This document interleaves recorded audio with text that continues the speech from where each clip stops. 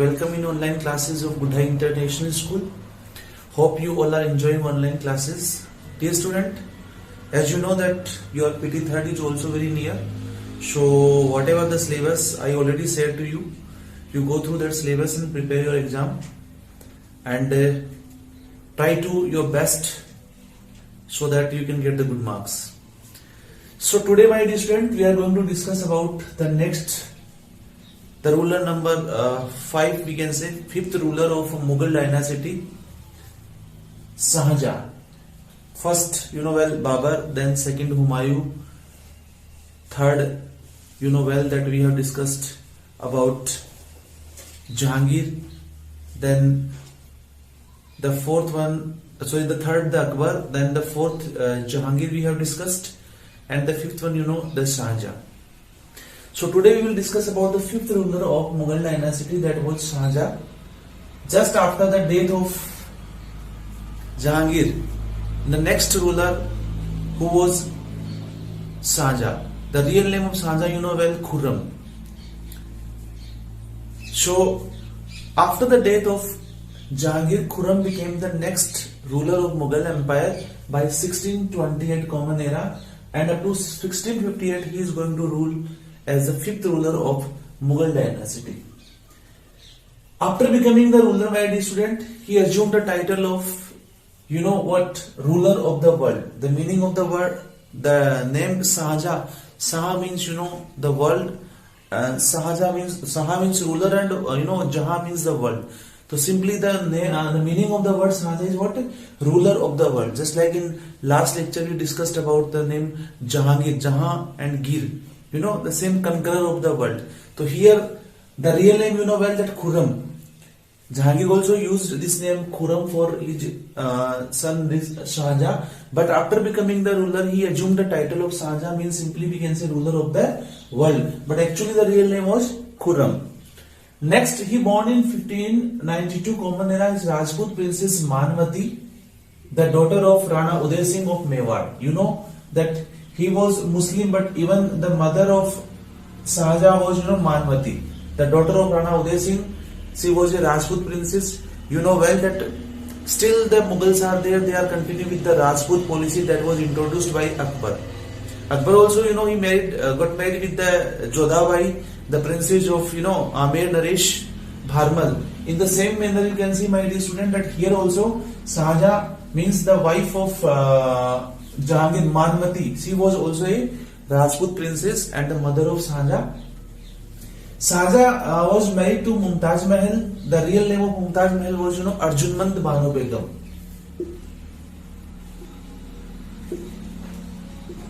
Arjunmand Banu Begum.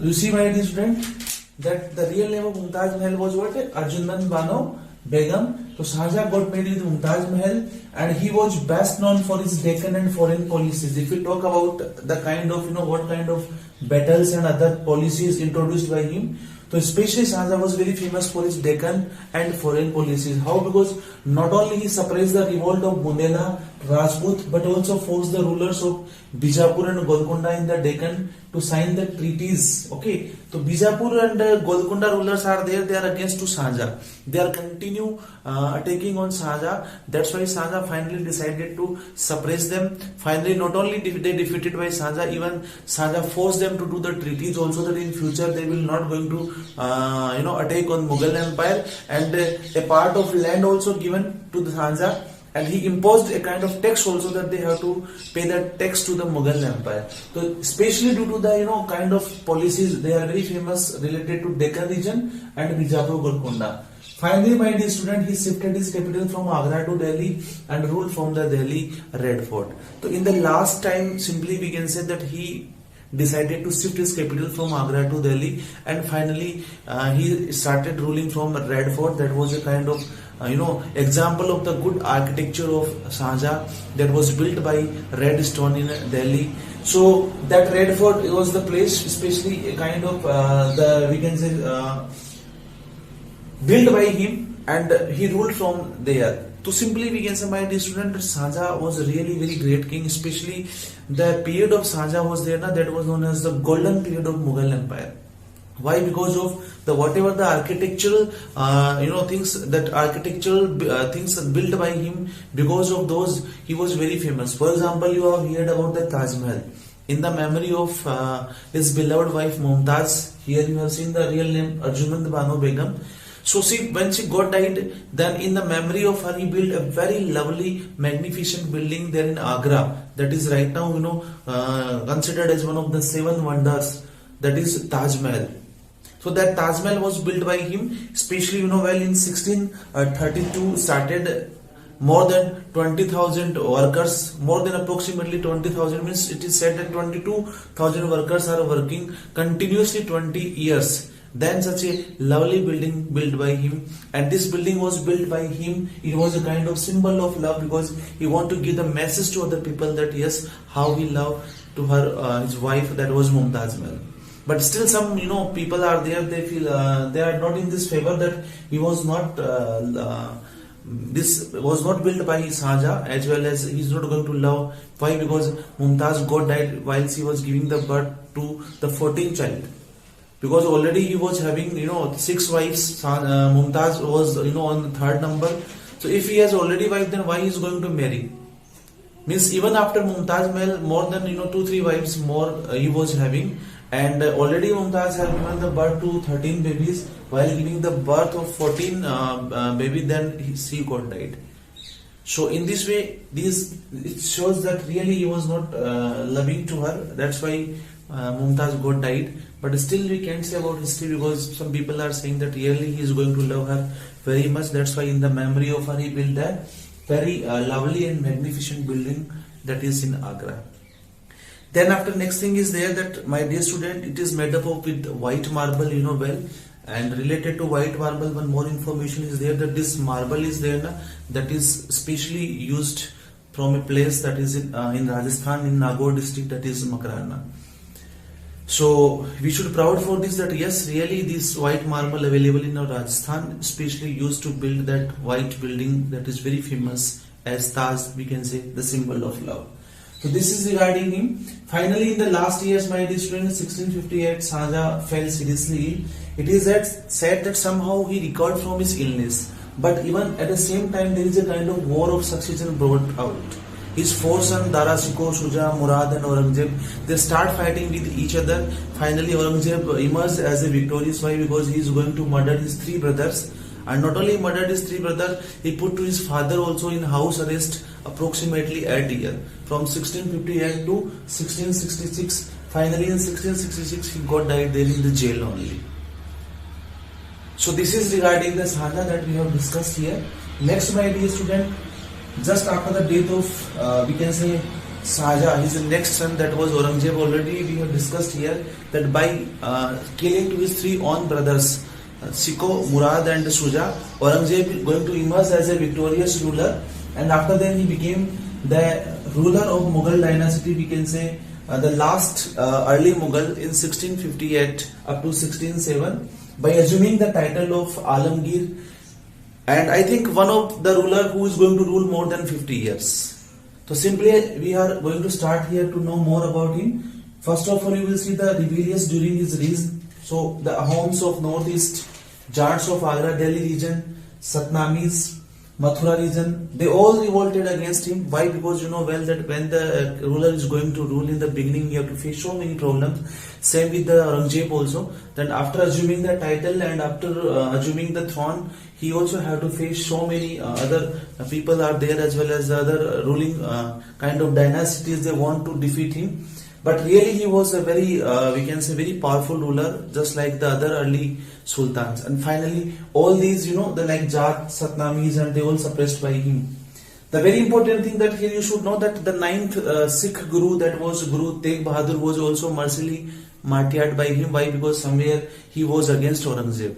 In last lecture you have seen that Guru Arjan Dev was also, murdered by Jahangir. Here the Tegh Bahadur, the 9th Guru, was there, that was mercilessly martyred, fighting against the Aurangzeb. The reason was there somewhere he was not supporting to him, and as a result, what happened that peacefully the peace-loving the Sikh are there. They are going to transform into Khalsa, that is a kind of military community. Today also, whenever an issue is there, then first of all this Khalsa Panth and the member of Khalsa are there, they are ready to fight any war. So simply, my dear student, the formation of Khalsa is there because of Aurangzeb, because Aurangzeb killed one of the Sikh Guru, that was Guru Tegh Bahadur. He was the 9th Guru, and because of this there is a formation of Khalsa Panth. Then after some Marathas also raised their powers under the leadership of Shivaji, but finally what happened that Bijapur, Golconda and other kind of forts were there, they also surrendered by Shivaji to Aurangzeb. No doubt later on Shivaji is also going to regain whatever the kind of surrendered forts are there, but in the beginning, because of the power of Aurangzeb, by 1689 whatever the forts and other areas are there, they under the Marathas, they surrendered and they have ready to accept the suzerainty of Aurangzeb. If we talk about some other things, like under the leadership of the Mughal Empire, that was its maximum extent, but due to the lack of communication, means we can say during the time of Aurangzeb, this empire was reached its maximum extent. We can say, means almost area of almost areas are there that are under the control of this dynasty. But the problem is there, well, my dear student, at the time the technology not well developed due to the lack of communication, due to the lack of infrastructure, and even sometimes a single ruler, okay, he is not going to trust on anyone. As you know very well that he was very simple man, he is not going to trust on anyone. That's why he has not given the responsibility to other officials also, and as a result he was not able to hold this empire for the long time. Finally what happened, that day by day this empire is going to decline, and just after the death of Aurangzeb in 1707, it was the beginning, we can say. More than 12 and 13 rulers were also there, but they are not as powerful just like Aurangzeb was there. You all know very well that last Mughal ruler was there, that was Bahadur Shah Zafar. He participated in the revolt of 1357, finally captured and arrested by the Britishers and sent to their Rangoon, Brahma, and there he got died. So last Mughal ruler was Bahadur Shah Zafar. We can call him as a later Mughals, because the first 6 early Mughals are there, they are very powerful. Simply we can say up to Aurangzeb. So this is regarding the Aurangzeb. We can say that really he was a great ruler, no doubt. He was very powerful, but simply we can say he was very simple than the other rulers. Sometimes it is said that whenever he is going on around in his own dynasty, so people are not going to identify him that he is a ruler. He was so simple. That's why a few titles were given him, just like Alamgir, Jinda Pir, a living Sant. Okay, these all are the names of Aurangzeb because of his simplicity. He is not going to trust anyone. That's why he murdered his own 3 brothers also, and after then he arrested to his own father. Finally, after then he got died there in the jail.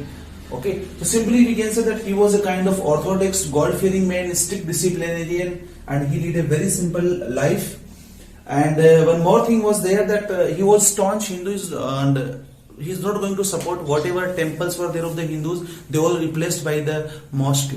That's why the kind of text that was stopped by Akbar, he is going to start again, which was earlier the text was Jizya text, the text for the non-Muslims. So these kind of texts and other policies, whatever the policies followed by the earlier Mughals, he started them again. Why? Because he was little, we can say, cruel king than the other rulers. That's why the non-Muslims are there, they also have to pay their tax. Like some temples were also destroyed by him, all the temples replaced by the mosque, we can say. And one of the very famous, we can say, architecture example is also given, that was Badshahi Mosque built by him.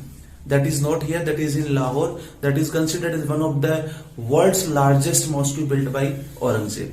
And finally he got died in 1707. And after the death of Aurangzeb, other rulers were there, they are not so powerful, and it was the beginning, it was the, you can say, decline of the Mughal Empire. So this is all about the Shahjahan and Aurangzeb we have discussed. I hope you understood very nicely. By this, there is the end of this lecture, and we can say about the 6 early Mughals also. In next coming lecture, we will discuss about the administration system conclusively, that how in which ruler's time, that what kind of administration system was there, which one was the good, and in which ruler's time the administration was not so. So simply this is all about the all rulers we have discussed. Again, you keep revising whatever the old lectures are there, you go through, so that you can perform nice in your exam. Thank you. Have a nice day.